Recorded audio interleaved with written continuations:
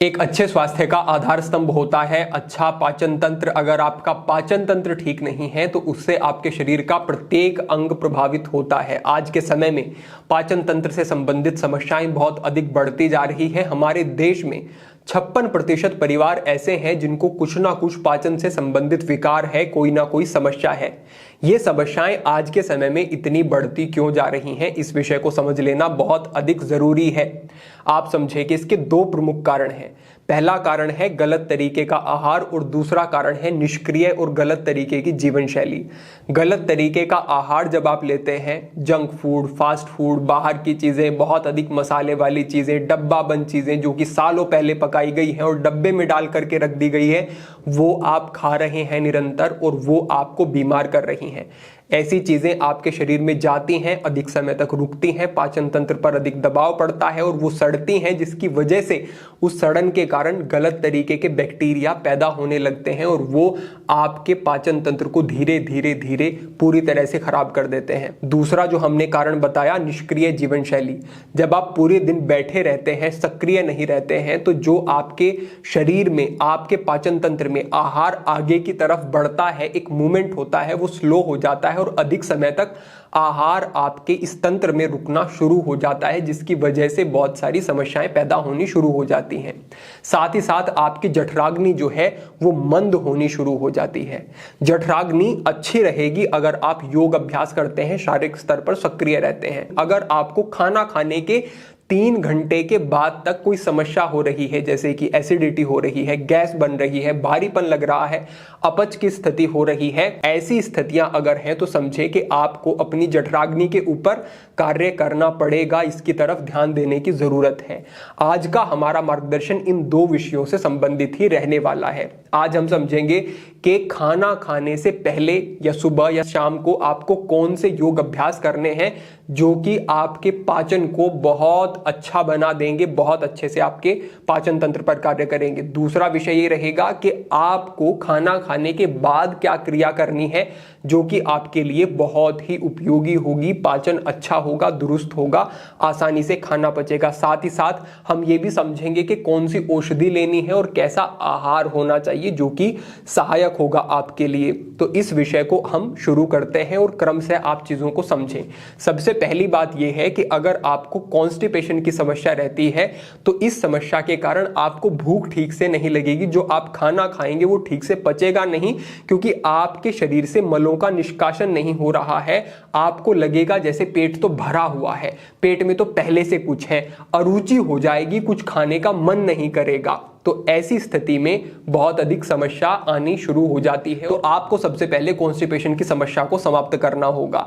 यहां पर आपको जो चीज प्रयोग करनी है इसके लिए वो है त्रिफला चूर्ण। यूं तो कॉन्स्टिपेशन को समाप्त करने के लिए बहुत सारे चूर्ण आते हैं, कई औषधियों के योग आते हैं, लेकिन हम यहां पर बात कर रहे हैं जो चीज आप लंबे समय तक ले सकते हैं, जिसके लाभ ही लाभ है और आपके पाचन तंत्र को पूरी तरह से वो मजबूत करती है। तो ऐसी चीज है त्रिफला, जो कि आप कुछ अधिक समय तक भी लेते हैं, 1 महीना, 2 महीना, 3 महीना, तो उससे कोई समस्या नहीं है। उसके बाद 1 महीने का अंतर रख ले और फिर से आप ले सकते हैं। पाचन तंत्र को मजबूत करना है तो आपको दूसरी चीज का प्रयोग करना है जो है सौंठ।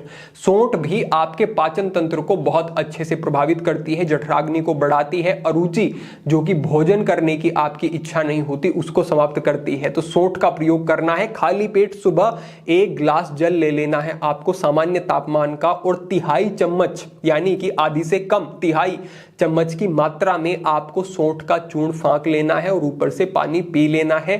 ये भी आपके पाचन को मजबूत करने में, आपकी अग्नि को बढ़ाने में और पाचन अच्छे से काम करे, खाना जल्दी हजम हो जाए, इसके लिए बहुत अच्छा कार्य करने वाली औषधि है। यहां पर जो हमारा पहला अभ्यास है वो है धनुरासन का अभ्यास।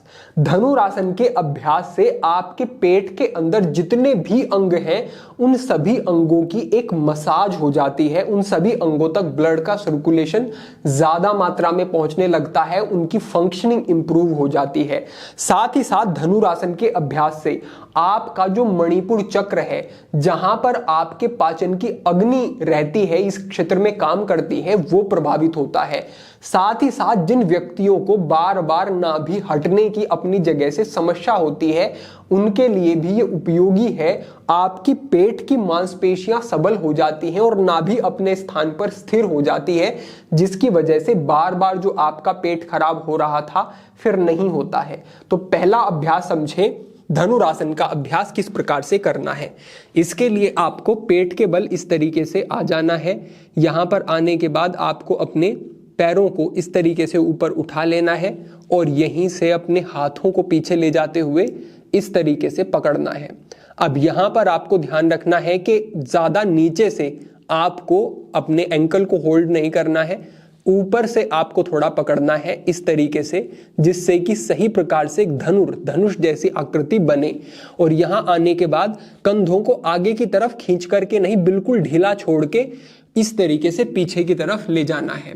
यह अभ्यास आपके लंग्स पर, आपके रेस्पिरेशन पर बहुत अच्छा कार्य करता है, इम्यूनिटी अच्छी होती है, बहुत तरीके से इसके उपयोग होते हैं। लेकिन अभी हम समझ रहे हैं कि पाचन पर प्रभाव किस प्रकार रखता है। तो इस तरीके से आपको आना है और यहां से अपने पैरों को इस तरीके से ऊपर उठाना शुरू करना है। कुछ व्यक्तियों को पैरों को ऊपर उठाने में समस्या रहती है। वो क्यों रहती है? क्योंकि विधि ठीक नहीं होती। आपको अपने पैरों को पहले पीछे की तरफ इस तरीके से खींचना है। जितना आप पैरों से बल लगाएंगे और पैरों को पीछे की तरफ ले जाएंगे, उतना ही आपके आगे से कंधे ऊपर उठने शुरू हो जाएंगे और अभ्यास आपको सरल लगने लगेगा। तो इस तरीके से पकड़ा, पहले पैरों को पीछे की तरफ लेकर के गए, जिससे कि अग्रभाग शरीर का जो है वो ऊपर उठा, और उसके बाद आप ऊपर की तरफ ले जाना शुरू करें। यानी कि पहले पैरों को पीछे लेकर के गए और उसके बाद ऊपर उठाया, और यहां आने के बाद आपको गर्दन को ऊपर ले जाना है और ऊपर की तरफ देखते हुए रुकना है। एक बार आप पूर्ण जो स्थिति है उसको देख लें। तो इस प्रकार से ये अभ्यास रहेगा।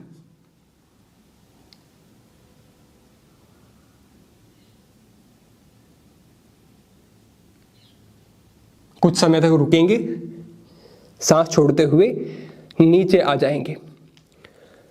उसके बाद आप चाहें तो इसी स्थिति में यहां पर कुछ समय तक विश्राम करते हैं, जब तक आप अपने अगले अभ्यास के लिए तैयार हों, या फिर आप यहीं से शशांक आसन की स्थिति में आ जाएं और यहां आकर के आप कुछ समय रुकते हैं और थोड़ा विश्राम करते हैं। इस स्थिति में आकर आपको गहरे सांस लेने हैं और यहीं पर कुछ समय तक रुकना है। जब एक बार आपका ये अभ्यास पूर्ण हो जाए तो इसी अभ्यास की एक और आवृत्ति आप कर सकते हैं। एक बार फिर से इसी अभ्यास को दोहराएं और इस तरीके से आप 3 बार, 4 बार, 5 बार भी दोहराते हैं अभ्यास को, तो ये ठीक है। साथ ही साथ जिन व्यक्तियों को ये अभ्यास करने में बहुत अधिक असुविधा होती है, वो किस तरीके से ये अभ्यास कर सकते हैं वो भी समझ लें। आपको 2 तकिए ले लेने हैं या फिर इस तरीके से एक ऊंचा स्थान बना लेना है, और उसके बाद आपको इस तरीके से आगे आ जाना है।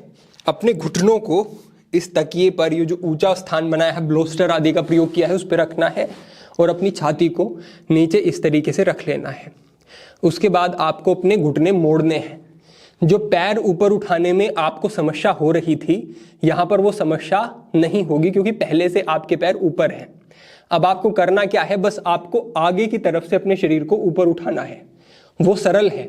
सरल क्यों है? क्योंकि हमने बताया कि इस तरीके से अपने पैरों को पकड़ना है आपको और पीछे की तरफ खींचना है।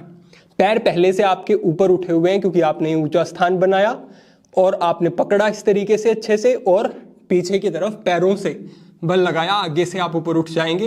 कुछ समय तक इस स्थिति में भी आप ये सालंब अभ्यास कर सकते हैं और धीरे धीरे आप फिर इस ऊंचे स्थान को हटा देंगे, सामान्य अभ्यास कर लेंगे। लेकिन शुरुआत इस तरीके से की जा सकती है। अब आगे बढ़ते हुए हम अपने दूसरे अभ्यास को समझ रहे हैं, जो आपको खाना खाने के बाद करना है। ये अभ्यास आपके नाड़ी तंत्र से भी संबंधित है। हमने इसके विषय में पहले एक विस्तृत मार्गदर्शन किया है कि आपका सूर्य स्वर और आपका चंद्र स्वर किस तरीके से आपके शरीर को, मस्तिष्क को प्रभावित करता है। अगर विस्तार पूर्वक इस स्वर विज्ञान को आप समझना चाहते हैं तो लिंक डिस्क्रिप्शन में हम साझा करवा देंगे, वहां से उस मार्गदर्शन को समझ लें। अभी हम आपको छोटे में संक्षेप में कहते हैं कि आपका जो सूर्य स्वर होता है वो आपके शरीर में उष्णता, ऊर्जा को, सक्रियता को बढ़ाने वाला होता है। जब आप अपनी दाईं नासिका सूर्य नाड़ी का प्रयोग करते हैं तो इससे आपकी जठराग्नि भी बढ़ती है और पाचन तंत्र भी अच्छे से काम करना शुरू कर देता है। तो अगर आप खाना खाने के बाद सूर्य स्वर का प्रयोग करते हैं, लगभग 5-10 मिनट तक का ये अभ्यास आप करते हैं, तो ये आपके लिए उपयोगी होगा। कौन से आसन में बैठ करके आपको सूर्य स्वर का प्रयोग करना है खाना खाने के बाद, ये आप समझ लें। आपको वज्रासन का प्रयोग करना है। वज्रासन के लिए आपको इस प्रकार की स्थिति में आ जाना है। अपने दोनों घुटनों को आपस में मिला करके रखना है। पीछे से आपके जो अंगूठे हैं वो आपस में मिले हुए होंगे। एक बार देख लें, इस प्रकार की स्थिति में आप पीछे से अपने अंगूठों को मिला लेते हैं और अपनी एड़ियों को इस तरीके से बाहर की तरफ खोल लेते हैं और उसके बाद नीचे आप बैठते हैं। तो यहाँ पर आपको इस तरीके से आ जाना है, कमर को सीधा कर लेना है और सामने देखना है। इस तरीके से वज्रासन की स्थिति में बैठने के बाद आपको अपनी दाईं नासिका से सांस को अंदर भरना है धीरे धीरे और सांस को धीरे धीरे बाहर छोड़ना है। फिर से सांस को धीरे धीरे अंदर भरना है और धीरे धीरे बाहर छोड़ना है। ये जो श्वसन रहेगा ये ज्यादा तेज नहीं करना है, धीमा ही आपका ये श्वसन रहना चाहिए। बहुत धीमा भी नहीं, बहुत तेज भी नहीं, मध्यम गति से आप ये श्वसन करेंगे। दाईं नासिका से सांस को अंदर लिया, दाईं नासिका से बाहर छोड़ा, ये आपको 5 मिनट कर लेना है और आगे के 5 मिनट आपको दाईं नासिका से सांस को अंदर भरना है धीरे धीरे और बाईं से बाहर छोड़ देना है। फिर से दाईं नासिका से सांस को अंदर,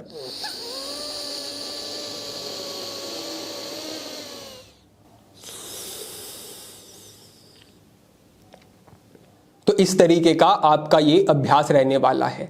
खाना खाने के बाद वज्रासन में बैठना बहुत ही उपयोगी होता है। इसके विषय में भविष्य में पूरा इसका जो यौगिक पक्ष है वो भी बताया जाएगा कि किस तरीके से आपकी नाड़ियों को प्रभावित करता है और कैसे पाचन को प्रभावित करता है।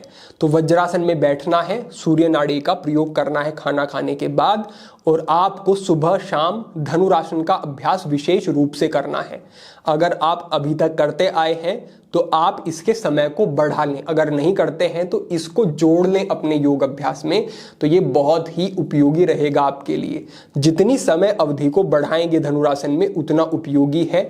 अगर समय नहीं बढ़ा पा रहे हैं तो आवृत्ति को बढ़ाएं, यानी कि 4 बार, 5 बार, 6 बार अभ्यास कर लें रुक रुक करके। तो इस प्रकार से हमने आपके साथ ये पूर्ण मार्गदर्शन साझा किया है। क्या औषधियां हो सकती हैं जिनका प्रयोग किया जा सकता है, जंक फूड, फास्ट फूड को बंद करना है, फल सब्जियों का प्रयोग अधिक करना है और ये योग अभ्यास करने हैं। इस तरीके से अगर आप करते हैं तो निश्चित रूप से आपको आपके पाचन तंत्र पर विशेष प्रभाव देखने को मिलेंगे, आपकी समस्याएं समाप्त होंगी। अपेक्षा है आज का मार्गदर्शन ठीक प्रकार से आपको समझ आ गया होगा। इसका प्रयोग करके आप निश्चित रूप से लाभ भी उठाएंगे, इस प्रकार की हम अपेक्षा करते हैं। आज के लिए आपके लिए यही मार्गदर्शन था। भविष्य में अन्य महत्वपूर्ण विषयों पर मार्गदर्शन होता रहेगा। सभी के लिए प्रार्थना, सभी के लिए मंगल कामना। आज के लिए इतना ही। ओम नमः शिवाय।